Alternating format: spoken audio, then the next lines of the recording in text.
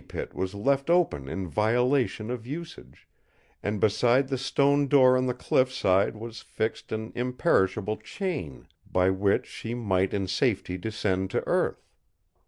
But as to what her after intentions were, we had no clue. If it was that she meant to begin life again as a humble individual, there was something so noble in the thought that it even warmed my heart to her and turned my wishes to her success.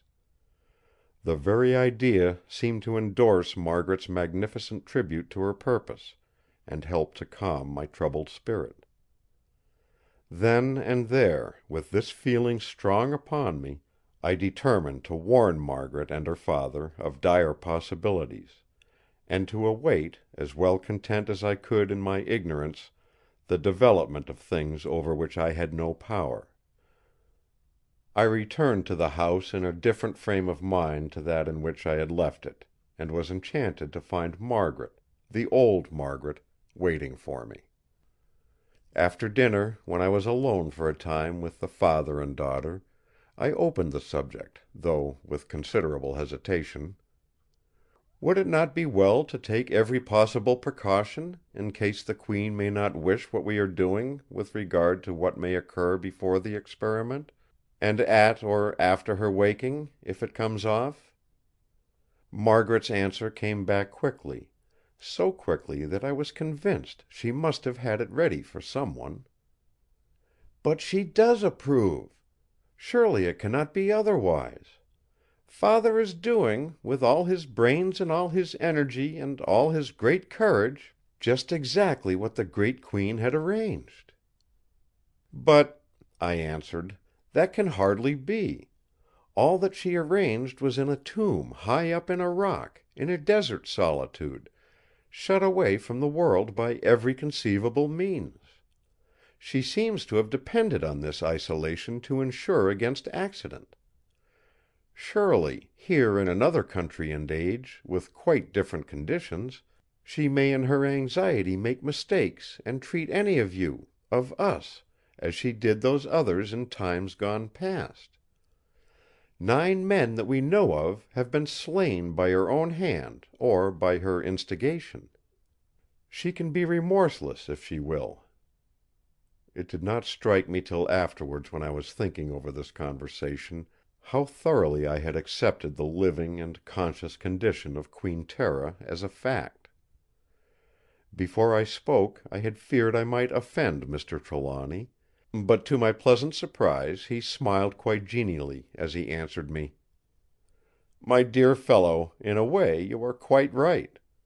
The Queen did undoubtedly intend isolation; and, all told, it would be best that her experiment should be made as she arranged it. But just think, that became impossible when once the Dutch explorer had broken into her tomb. That was not my doing.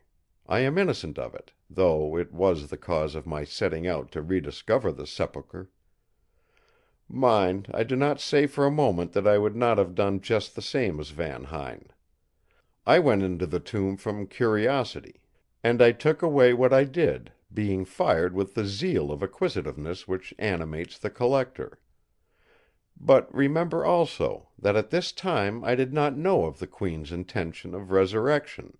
I had no idea of the completeness of her preparations. All that came long afterwards. But when it did come, I have done all that I could to carry out her wishes to the full. My only fear is that I may have misinterpreted some of her cryptic instructions, or have omitted or overlooked something. But of this I am certain: I have left undone nothing that I can imagine right to be done; and I have done nothing that I know of to clash with Queen Tera's arrangement. I want her great experiment to succeed. To this end I have not spared labour or time or money, or myself. I have endured hardship and braved danger.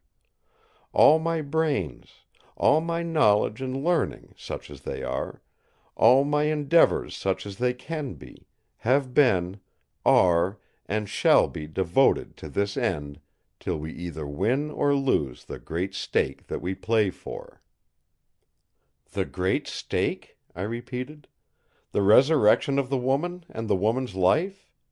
The proof that resurrection can be accomplished, by magical powers, by scientific knowledge, or by use of some force which at present the world does not know?" Then Mr. Trelawny spoke out the hopes of his heart, which up to now he had indicated rather than expressed. Once or twice I had heard Corbeck speak of the fiery energy of his youth; but save for the noble words of Margaret when she had spoken of Queen Tera's hope, which coming from his daughter made possible a belief that her power was in some sense due to heredity, I had seen no marked sign of it. But now his words, sweeping before them like a torrent all antagonistic thought, gave me a new idea of the man. A woman's life! What is a woman's life in the scale with what we hope for? Why, we are risking already a woman's life, the dearest life to me in all the world, and that grows more dear with every hour that passes. We are risking as well the lives of 4 men, yours and my own, as well as those 2 others who have been won to our confidence. The proof that resurrection can be accomplished. That is much. A marvelous thing in this age of science and the skepticism that knowledge makes. But life and resurrection are themselves but items in what may be won by the accomplishment of this great experiment. Imagine what it will be for the world of thought, the true world of human progress, the veritable road to the stars, the itur ad astra of the ancients, if there can come back to us out of the unknown past one who can yield to us the lore stored in the great library of Alexandria and lost in its consuming flames. Not only history can be set right, and the teachings of science made veritable from their beginnings, but we can be placed on the road to the knowledge of lost arts, lost learning, lost sciences, so that our feet may tread on the indicated path to their ultimate and complete restoration. Why, this woman can tell us what the world was like before what is called the Flood; can give us the origin of that vast astounding myth; can set the mind back to the consideration of things which to us now seem primeval, but which were old stories before the days of the patriarchs. But this is not the end. No, not even the beginning. If the story of this woman be all that we think, which some of us most firmly believe, if her powers and the restoration of them prove to be what we expect, why, then we may yet achieve a knowledge beyond what our age has ever known, beyond what is believed today possible for the children of men.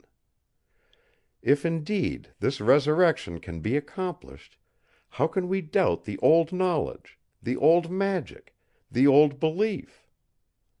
And if this be so, we must take it that the Ka of this great and learned Queen has won secrets of more than mortal worth from her surroundings amongst the stars. This woman in her life voluntarily went down living to the grave, and came back again, as we learn from the records in her tomb. She chose to die her mortal death whilst young, so that as her resurrection in another age, beyond a trance of countless magnitude, she might emerge from her tomb in all the fullness and splendour of her youth and power. Already we have evidence that though her body slept in patience through those many centuries, her intelligence never passed away, that her resolution never flagged, that her will remained supreme, and, most important of all, that her memory was unimpaired. Oh, what possibilities are there in the coming of such a being into our midst! One whose history began before the concrete teaching of our Bible, whose experiences were antecedent to the formulation of the gods of Greece, who can link together the old and the new, earth and heaven, and yield to the known worlds of thought and physical existence the mystery of the unknown, of the old world in its youth, and of worlds beyond our ken.